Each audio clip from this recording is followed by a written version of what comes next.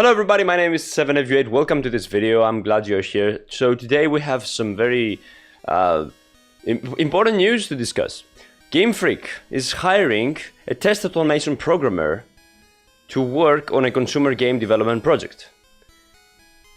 So PixelPar, if you don't know PixelPar, he's the guy who basically leaked the whole thing. He made riddles about the new Switch games and everything. He posted this, and it seems that Game Freak is now hiring at this point of time people to work on a consumer game development project. We all know we are talking about Pokémon over here. But why is this so important? Well, because what does this mean for, first of all, the release date of the new games, and the second aspect of it is like what graphics are we going to get? Because if you're hiring somebody this late into the development process, what does that mean? Are you going to deliver the game by the end of the, I don't know, the fall time, September, November or something like that? Or are they going to push the game towards a later date? And this is kind of scary, this is kind of worrying. And if they push the game, no, if they release the game right now, this means that they are probably working on something new and they have started development probably a few months back or something like that. And what does that mean for the new Switch games of 2018? So, with a quick Wikipedia search, you can see that test automation engineer is basically a guy who tests the graphical user interface, and he's basically the person who has to do with the whole how the game or the menu looks and feels inside the game. If you're going to hire such a person at this moment, at that point of time, there's absolute no way that the new Let's Go Pikachu and Let's Go Eevee games are not already finished in terms of at least graphical interface. It's too late. Okay, so let's take the scenario that Let's Go Eevee and Let's Go Pikachu are going to be released this year. This means that they are working on a new game right now. And why is this important? It could be a spin-off, of course. It could be, although Game Freak is not very known for working with spin-offs and that kind of stuff. But let's say that they are working on a new series game that's like Generation 8 or the next step in the Pokémon franchise. That means that most likely, considering like this picture over here, which was apparently leaked a few months ago, you remember that it's an apparent leak of the PixelPar. Actually, I think it was the guy who leaked it. It's an apparent image of the new graphics in the game, which, to be honest, they do look like an upscale version of Sun and Moon. And to be honest, there are people who are saying this is a bad thing. There are people who are saying they don't mind because the graphics of Sun and Moon already looked fantastic for them. In my opinion, I don't really know what to say, because I mean, you would expect them to move forward and towards a new graphical style, and people are comparing the progress they should have made with Zelda Breath of the Wild, or I guess Mario Odyssey. And it seems from that picture that we're getting like the same old graphics, and I don't know, I mean, looking at this is just a water picture. We cannot see much of the land, we cannot see the trees.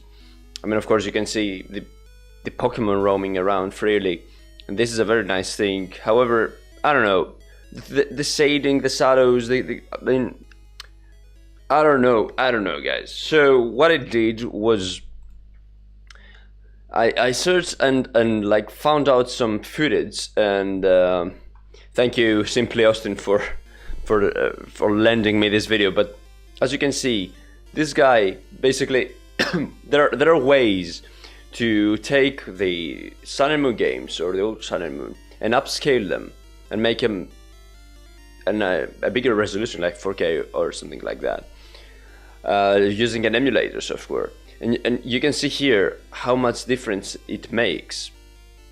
I mean, to be like completely honest with you, I wouldn't mind such a graphical style because it does look pretty sweet.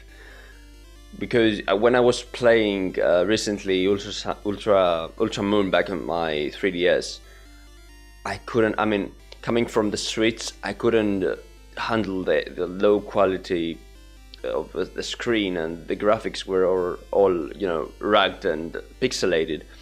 But looking at this, it doesn't seem that bad. I mean, if they added some higher quality textures, which of course they are going to do, or if they updated, you know, several things here and there, that would be an okay game, I guess. And I mean, this is a video comparing the HD version with the original 3DS one, and you can see that the difference is big on this one. I mean, of course, but I mean, it is still going to look like, and sorry about my phone, but it is still going to look like a 3DS game, and this is what I'm afraid of, and this is what many people are afraid of. And also thanks to Game Over Jesse for this video. Of course, I'm gonna link every source and video in the description so you can check it out yourself. But I mean, you've probably already seen that.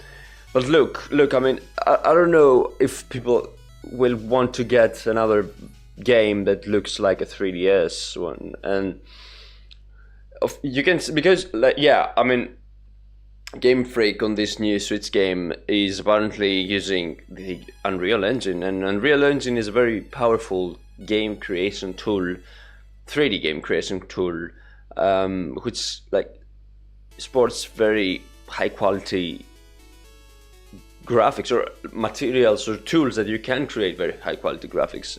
You can see this is an Unreal Pokémon fan made thing from this guy over here, which of course I'm gonna link down below. I don't think Game Freak is going to take such a realistic approach on the series, on this one, because this to me looks too much realistic to be like a Pokemon game. But there, you get this guy over here, which is basically the same person, updated the video, made a new one, trying to mimic more of what the Switch game could look like. And this is his iteration. And of course, we haven't seen battle screens, so we haven't seen gameplay even. Maybe that Lapras picture is a fake, maybe it was a very early in development picture. But what the case may be, I don't think that we're getting these such quality graphics on the new game. And you know what's unfortunate? I mean, like the unfortunate part is that Game Freak has released X and Y back in the day for the 3DS. It was the first Pokemon game from the 3DS mainline series wise, and all they did for like many fans acknowledge that it was their step towards making the Omega Ruby and Alpha Sapphire, and then eventually having the experience to make Ultra Sun and Ultra Moon look the way they do. And they do look okay, they do look great for 3DS games. But X and Y, they seemed like kind of rushed out, or you know what I mean? The graphics didn't look that great, that much better. But of course they were an improvement over Black and White too. But if we're getting, oh yeah, and let's get back to that in a moment. But if we're getting something like this on the Switch, I don't know, man. I don't know.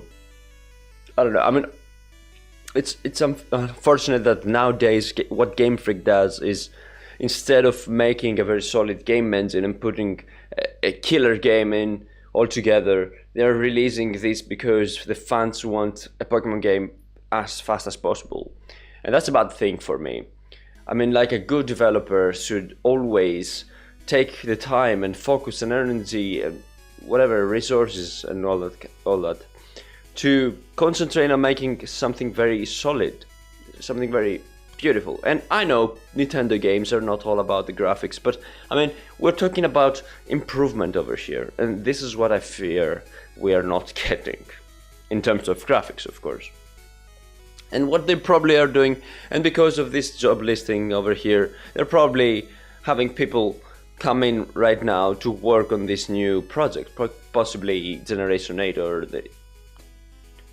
Yeah, and yeah, the next game is probably obviously going to have a better or, you know, more updated game engine. And this is sad. I mean, I wish we could get like a very consistent or like the best version of what they could do on the first Switch game.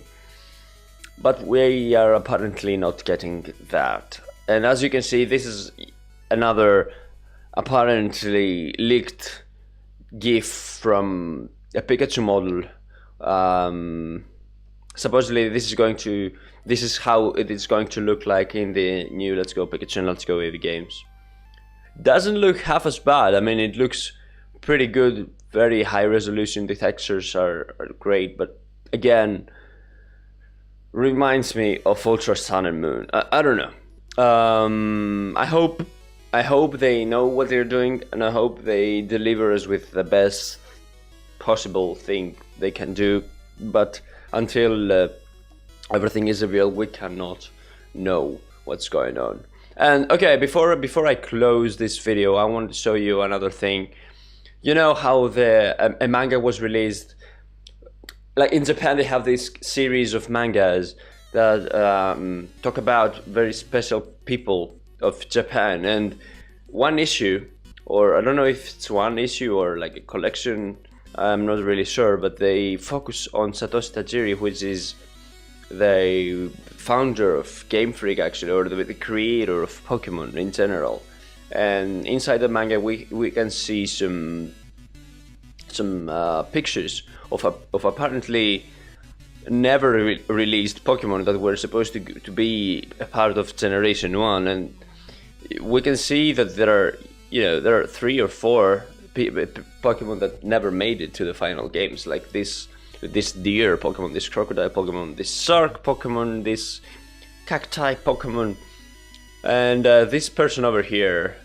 Now, there are people on the internet that claim that maybe on these Kanto reboots or whatever, we're going to have these Pokemon reintroduced, and also Gorochu, which is the never released Pikachu evolution. But guys, I don't think this is true, because we have already gotten pretty much every Pokemon. Because if you see closely to this picture, this is Verizon. Do you call it this way? The legendary, the green one from the trio of Black and White. You know what I mean? The 4-legged guy. This is it.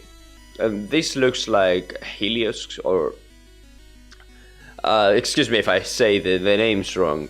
This probably is Sarpedo. So I don't know. It's very unlikely for me that we're going to see this Pokemon reappear in the Let's Go Eevee, Let's Go Pikachu versions. But that's it, everyone. That's all I want to say. If you have any ideas, or if you want to add something or comment, just leave a comment below. Also, you can check the description to find out all the links that I used in this video.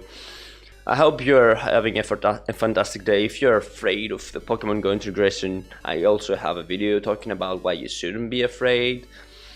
And basically that's it. Thank you so much for watching. I'm 7 of you 8. I'll see you sometime in the future.